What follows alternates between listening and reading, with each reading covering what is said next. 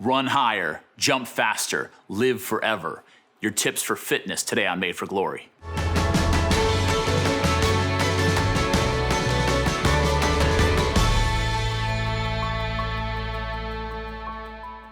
One of the biggest industries in the country, one that's being severely impacted by coronavirus, is the fitness industry. And the fitness industry takes a lot of different forms into diet, into exercise programs, gyms, CrossFit, all these different things, YouTube tutorials.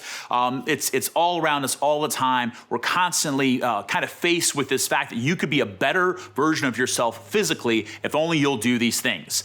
And a lot of times it's being marketed to us in ways that says you can do this in a really easy way where you don't actually have to change. You actually don't have to suffer too much, and you can still look great and have the exact ideal body shape that you want. The reality of the fitness industry, I think it's important when we talk about fitness and exercise, diet that goes into that as well, is that first and foremost, that is a very good thing. At its heart, it is a good thing.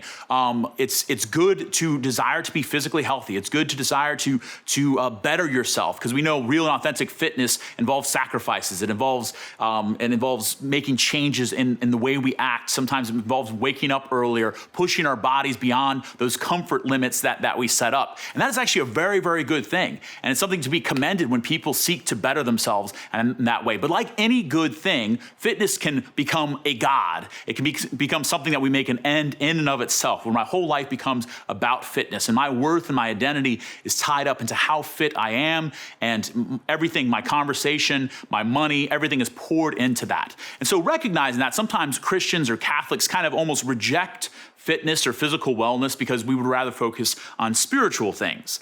Now, to bring a challenge to both sides of that, whether you're someone who only eats and breathes fitness and exercise, and someone who maybe has kind of set that aside or rejected it for some sort of spiritual outlook, that we are always called to that Catholic both and, because we are both body and spirit. We are body and soul brought together as a human person. And so what we do with our bodies matters. We recognize this when we talk about different sins and everything else, and also virtues, but what we do with our bodies physically matters as well. So we can unite our desire to better ourselves physically with that spiritual struggle that each of us are called to. Because I think oftentimes it's interesting where people, when we come to Mass and we fast before we get to Mass, and we kneel, we genuflect before we go into the pew, and we kneel at Mass, those are things that are uncomfortable. That's saying no to ourselves to fast or to kneel or to, in a sense, do a little bit of penance. And we do that with our bodies, but it's pointing towards a spiritual reality, because we recognize that we pray both with our bodies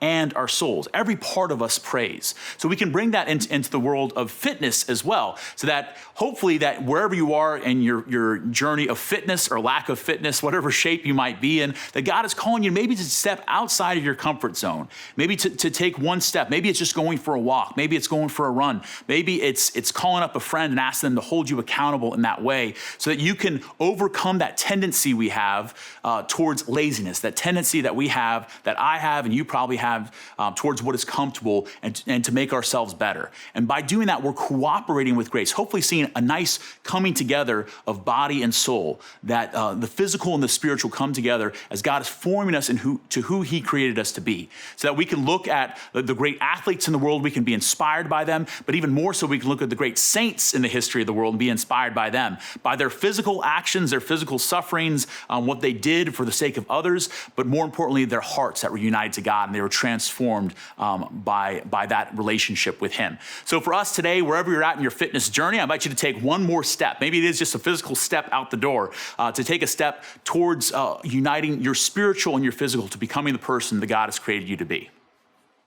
Thanks so much for watching this episode of Made for Glory. Thank you for all those who are supporting us on Patreon. We're so grateful to you. Also, as well, for all those who are leaving comments and questions below, that helps us to continue this conversation about what it means to be a Catholic in these very challenging times. God bless.